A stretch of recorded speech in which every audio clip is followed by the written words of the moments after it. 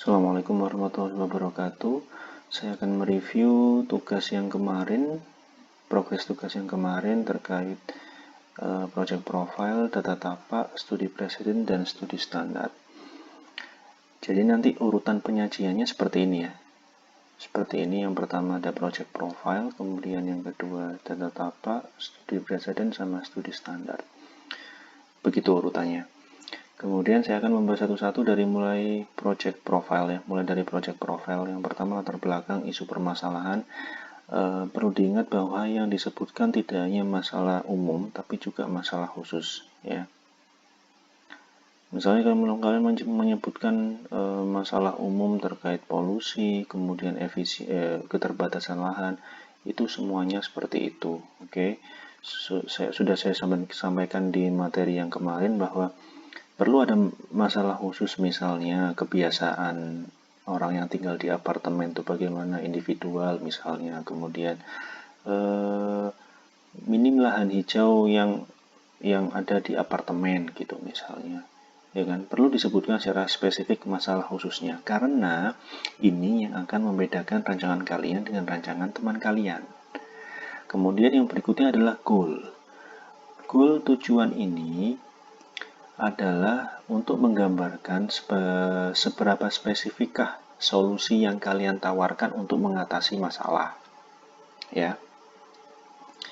Jadi tidak hanya menyebutkan goalnya adalah merancang bangunan yang hemat energi, ramah lingkungan, ruangnya efisien, tidak seperti itu. Tapi butuh penjelasan yang lebih spesifik. Ya. Jadi tujuannya goal ini menjelaskan ke orang yang membaca bahwa kalian mampu menggambarkan, oh bangunannya kayaknya unik nih gitu. Jadi unik itu nanti dites di sini, unik tuh dites di seberapa spesifik kalian menjelaskan tujuan yang ingin dicapai. Tagline, kalau tagline itu menjabarkan, bolehlah mengulang dari tujuan, boleh dimasukkan ke tagline. Kalau tagline semuanya sudah oke lah, maksudnya sudah bombastic word, kemudian kata-katanya juga bikin penasaran, kata-katanya bagus, keren gitu kan ya. Oke, tapi dalam menjabarkannya itu masih sangat umum gitu. Sekali lagi, harus menjelaskan dengan spesifik baik itu permasalahan maupun tujuan. Spesifik sampai ke aplikasinya, sampai ke solusi desainnya, itu gambarannya kira-kira bagaimana. Gitu, oke. Yang berikutnya adalah objek rancangan. Ini sebelum menentukan fungsinya mau jadi apa, kalian harus memberikan pertimbangan. Oh, saya menentukan fungsi mall dan apartemen karena ini gitu. Kemudian baru disebutkan berapa lantai, podiumnya untuk fasilitas apa, towernya untuk fasilitas apa, dan ruang-ruangnya. Walaupun tidak spesifik di analisis ruang ya, tapi cukup bisa menggambarkan secara keseluruhan gitu saja. Kemudian lokasi ini juga selain menyebutkan lokasinya di mana, batas-batasnya bagaimana, ukurannya seberapa, luasnya seberapa, sebelumnya kalian harus menjelaskan bahwa ini nanti lokasinya kenapa sih dirancang di situ. Oh, lokasinya dipilih di situ karena strategis dekat dengan jalan raya, kemudian banyak fasilitas penting di sekitarnya, dan sebagainya. Oke, kemudian data tapak, saya rasa oke data tapaknya, kemudian studi presiden. Nah ini, ada sebagian yang saya suruh ganti studi presidennya karena sangat biasa. Gitu.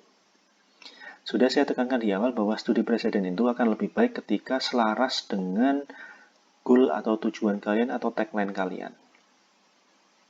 Ketika saya melihat bahwa studi presidennya asik ya, unik gitu ya, saya langsung bisa menggambarkan bahwa nanti desain kalian pasti unik gitu.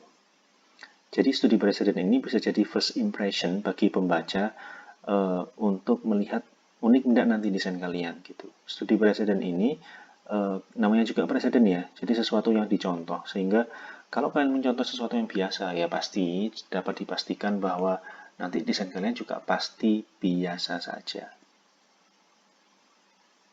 Oke, jadi harus pilih yang unik, yang luar biasa, itu penting. Kemudian studi standar, oke, sudah oke semua, tinggal perlu diingat bahwa studi standar tidak hanya masalah standar ruang ya, tapi juga aspek-aspek yang lain yang sudah saya jelaskan di materi yang kemarin. Oke, kemudian saya akan kemarin saya lupa menyampaikan terkait dengan Islamic value. Tapi sebagian dari kalian sudah menyantumkan ya. Dan so far so good lah. Oke, kemudian berikutnya adalah yang paling penting juga, tidak kalah penting, layouting.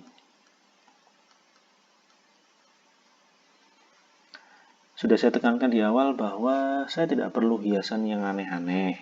Misalnya dikasih daun-daun, dikasih motif-motif, dikasih background yang macam-macam, tidak perlu. Yang menghiasi logbook kalian itu adalah gambar kalian. Maksudnya ini kerjaan kalian gitu. Kerjaan kalian yang menghiasi dan mengisi logbook kalian.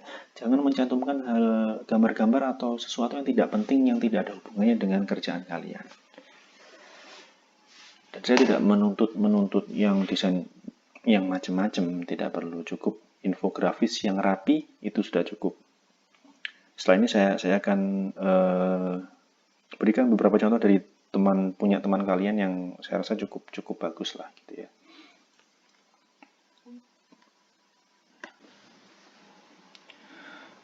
Nah, ini contohnya ya. Ini contoh terkait bagaimana menjabarkan isu permasalahan dan tujuannya. Dari sini bisa dilihat bahwa ya sebenarnya ada masalah yang masih umum, kemudian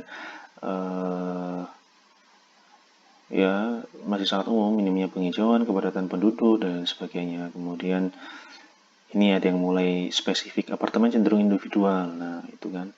Kemudian dia ini mampu menjelaskan di tujuan perancangan. Misalnya ini ya. Ini aplikasi yang ini, aspek yang ini, berdampingan penuh vegetasi. Nah, ini kan sudah menggambarkan bahwa nanti apartemennya penuh vegetasi nih gitu. Ya kan? Kemudian ruang terbuka di tengah bangunan komersial. Nah, itu kan juga sudah sangat spesifik. Sudah mampu menggambarkan, ruangan terbuka di tengah-tengah bangunan mall. Kan luar biasa itu, gitu kan. Sebenarnya ini bisa lebih dispesifikkan lagi ya. Lebih disistematiskan lagi, tapi ini sudah cukup bisa menggambarkan ke pembaca bahwa nanti bangunannya seperti ini dan bisa menangkap bahwa bangunannya pasti unik nih gitu. Dan dia menyajikan presidennya juga sangat bagus. Ini saya rasa sangat sesuai dengan tujuan yang dia inginkan. Misalnya tadi ini presidennya tentang apartemen yang punya pohon di setiap balkonnya, kan sesuai dengan tujuannya tadi ya kan. Kemudian, nah ini ada ruang-ruang komunal di tengah mall, ya kan. Dari sini sudah bisa menangkap nanti. Kemungkinan besar pasti juga akan unik desainnya, gitu. Kemudian masalah layouting. Ini ada beberapa teman kalian, kayaknya satu kelompok ketika membahas data tapaknya ya. Tidak perlu aneh-aneh gitu ya. Covernya seperti ini, oke lah kalau cover mau mengambil dari gambar yang orang lain, oke, tidak apa-apa. Nah, ini kemudian masih mulai diisinya, dia hanya berhiaskan dengan ya gambar-gambar yang dibutuhkan, tapaknya, kemudian foto-foto batas-batas tapaknya. Sudah, nggak perlu aneh-aneh, nggak perlu hiasan-hiasan yang terlalu macam-macam dan aneh-aneh. Cukup informatif dan rapi gitu, runut. Rapi itu maksudnya tahu alur-alur membacanya itu dari mana ke mana. Kalau ini ya dari sini ke sini gitu ya. Kemudian yang ini bisa dari sini melingkar ke sini boleh gitu kan. Ada yang masih tulisannya sangat gede-gede, tulisan penjelasannya sangat gede-gede, itu sangat mengganggu sekali sebenarnya. Jadi permainan besar kecil font itu juga sangat harus diperhatikan. Jenis font yang digunakan juga jangan terlalu banyak, cukup 2 saja maksimal font yang berbeda. Oke, satunya font untuk penjelasan yang kecil-kecil, satunya untuk judulnya, gitu aja. Makanya saya nggak terlalu putih pun nggak masalah, putih tapi penuh informasi dari kerjaan kalian. Itu lebih baik daripada yang full color tapi nggak jelas fokusnya di mana, penuh background, kemudian penuh hiasan, itu jadinya sangat berantakan akhirnya. Oke itu ya, saya harap sebelum pengumpulan akhir bisa diperbaiki semaksimal mungkin sehingga nanti hasil akhir dari programming ini, tugas programming ini bisa sangat lebih maksimal. Oke, terima kasih, semoga lancar mengerjakannya. Assalamualaikum warahmatullahi wabarakatuh.